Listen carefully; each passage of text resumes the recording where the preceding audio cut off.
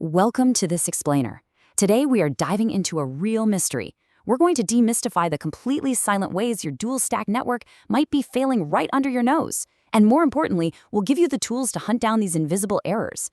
If you've ever dealt with a network that just felt mysteriously sluggish or a file transfer that inexplicably hung for no obvious reason, well, you might be dealing with an IPv6 ghost. We absolutely have to start with this powerful statement from our source material, because realizing this is step number one in solving our mystery.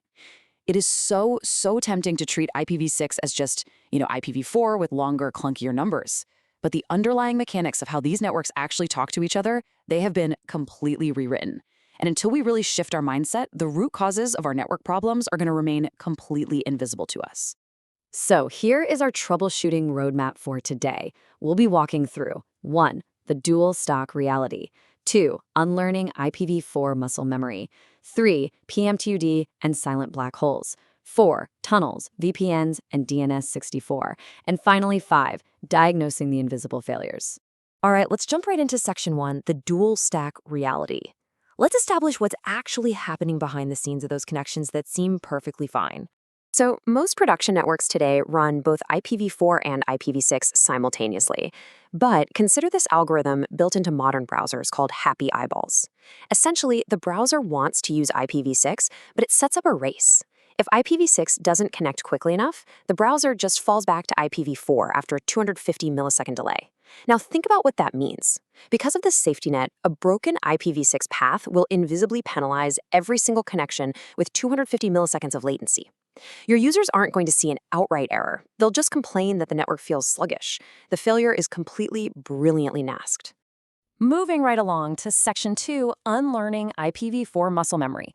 Because before we can solve these silent failures, we literally have to unlearn the network assumptions we've relied on for decades. The rules of the game have entirely changed. In the old IPv4 world, you typically had one address per interface. You relied heavily on broadcast traffic, and NAT, network address translation, was just assumed to be everywhere to save space. Well, in IPv6, broadcast is dead. Multicast replaces it entirely. Pinging a broadcast address does absolutely nothing now. On top of that, NAT is largely gone because every single device can have a globally routable address, which totally upends how you design your firewalls and security. And perhaps most importantly, you no longer have just one address. Notice this transformation. A simple, single IPv4 address expands into an entire array of concurrent IPv6 addresses.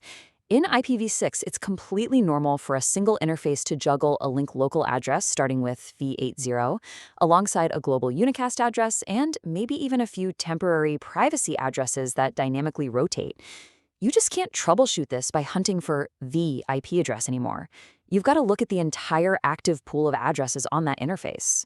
Which brings us to a fascinating yet incredibly frustrating new failure mode. When an IPv6 host configures an address, it sends out a multicast neighbor solicitation just to check if anyone else is using it. It's called duplicate address detection, or DAD. Now, if another host responds, the interface marks that address with a DAD failed flag. It essentially ghosts your connection.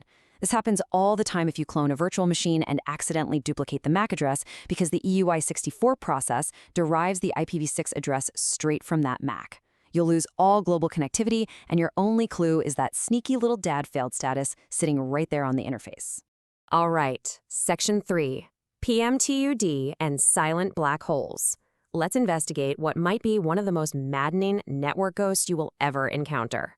Okay, you've definitely been here before. You're troubleshooting, so you send a standard ping to a server. It replies perfectly. Great, the network is fine. But the second you start an SSH session, or load a heavy web page, or try copying a file, the connection stalls right after the initial handshake and just freezes, dead. Why does that happen? Our source breaks down the exact flow of this trap. It's called a Path MTU Discovery Failure, or PMTUD. Here's the deal. Your tiny pings fit perfectly within all the link sizes across your network, but a large file transfer creates a massive IPv6 packet. When that chunky packet hits a downstream router with a smaller maximum transmission unit, or MTU limit, the router simply cannot forward it. Now in IPv4, the router might fragment it, but in IPv6, the router just drops it and generates an ICMP v6 packet too big message, a type 2 message, sending it back to the source to say, hey, shrink this down. But here is the fatal flaw.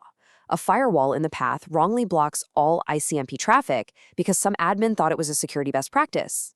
The warning never reaches the sender just keeps waiting, the router keeps dropping the packet, and your connection falls straight into a silent black hole. The absolute crucial takeaway here is that you must never block ICMPv6 completely. It is not optional, it's the glue that holds IPv6 together. Make a mental note of the critical types that must be permitted through your firewalls. Type 2 is mandatory to stop those silent black holes we just talked about. And types 133 through 137, those are your neighbor discovery protocol messages. They literally replace ARP from the old IPv4 days. If you block those, hosts can't find their routers, they can't resolve MAC addresses, and your network will literally just stop functioning. Let's keep rolling. Section 4, tunnels, VPNs, and DNS64. Let's look at how middle boxes and enterprise VPNs create their own brand of invisible traps. So, transitioning between IPv4 and IPv6 gets messy real fast. Legacy tools like Protocol 41, which wraps IPv6 inside IPv4, suffer from terrible MTU shrinkage because they tack on a 20-byte header. That drastically increases your chances of hitting those packet too big black holes. Plus, NAT absolutely destroys Protocol 41 because there are no port numbers to translate. But even modern solutions like NAT64 and DNS64 have blind spots. DNS64 is usually brilliant at synthesizing IPv6 addresses for legacy IPv4 servers. But what if a developer hardcodes an IPv4 address directly into their app, like literally typing 1.2.3.4 instead of a hostname? It totally bypasses DNS, and without a DNS lookup, there's no synthesis and the connection on an IPv6-only client just flat out fails. And don't even get me started on enterprise VPNs in a dual-stack world. It's a notorious headache. A lot of legacy VPN clients literally don't know what to do with IPv6, so they usually do one of two things. They either ignore it, meaning your machine routes IPv6 traffic right over your local Wi-Fi, creating a massive split tunnel leak that exposes your real IP and bypasses corporate security entirely, or they act like a blunt instrument, blocking IPv6 traffic completely without actually routing it through the tunnel, which means any IPv6 preferred app just mysteriously breaks while you're trying to work remotely. Which brings us perfectly to Section 5, diagnosing the invisible failures. This is the final stage of our blueprint, where we arm you with the specific tools to actually fix this stuff. All right, grab your rapid-fire toolkit. First things first, stop pinging host names. You have to test these stacks independently. Use curl-4 and curl-6 to force your connection over specific stacks. That proves which protocol is actually failing. Suspect an ARP issue? Remember, ARP is dead. You need to clear out stale neighbor discovery caches instead, using the OS-specific commands we've highlighted to flush the neighbor table. And hey, if somebody spun up a rogue Docker container that's suddenly advertising itself as an IPv6 router, you can hunt it down in Wireshark by filtering for icmpv6.type equals 134. Grab the offending MacOS and shut it down. Also, never forget that IPv6 routing relies heavily on router advertisements, or RAs. Think of them like a lighthouse. IPv6 hosts rely on these periodic RA beacons to navigate. In IPv4, DHCP just hands you a gateway for 24 hours and calls it a day. But IPv6 hosts need those periodic refreshes. If your switch has a misconfigured RA guard that's blocking the beacon, or if your router sends an RA with a lifetime of 0, your devices will completely and silently drop their default route. The network looks fine, the IP addresses are active, but all your off-subnet traffic just vanishes into thin air. So I want to leave you with this provocative thought to really challenge how you view your network. Because IPv6 is preferred by default, but has that silent fallback to IPv4, you might have fundamental architectural issues masking themselves as simple everyday latency. How many invisible failures are lurking in your network right now? I highly encourage you to start testing both protocol stacks independently today. Unlearn those old IPv4 habits, embrace the differences, and go pull those invisible network ghosts right out of the shadows.